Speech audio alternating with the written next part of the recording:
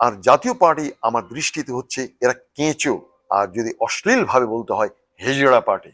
দেশ আসলে নিরাপদ তাদের কাছে অতীতে যারা সততার পরিচয় দিতে পেরেছে। সোজা, প্লেইন অ্যান্ড সিম্পল। আমি হাঁড়ির প্রতিটি ভাত চিপে চিপে দেখব না যে হাঁড়ি ভাতগুলো চালগুলো সেদ্ধ হয়েছে কিনা। এই একটা ভাত চিপলেই বোঝা যাবে যে আসলে হাঁড়িতে ভাতগুলো এখন খাওয়ার যোগ্য হয়েছে কিনা।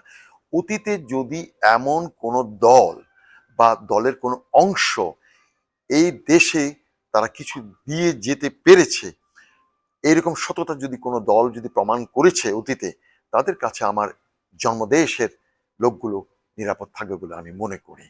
আর জাতীয় পার্টি জাতীয় পার্টি আমার দৃষ্টিতে হচ্ছে এরা কেঁচো, এরা কাদা খেয়ে কাদা হাগে, এদের কোনো মেরুদণ্ড নেই। কেঁচোর যেমন মেরুদণ্ড নেই, এদের কোনো মেরুদণ্ড নেই।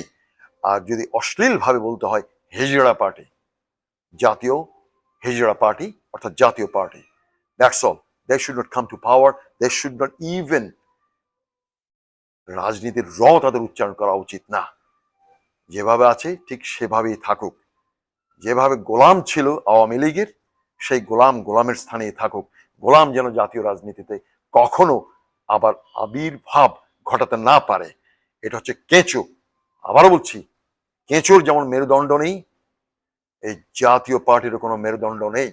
কেঁচো যেমন কাদা খেয়ে কাদা হাগে, এদেরকে কাদা খেতে দাও, ওরা কাদা খাবে, এরা কাদাই হাঁকবে।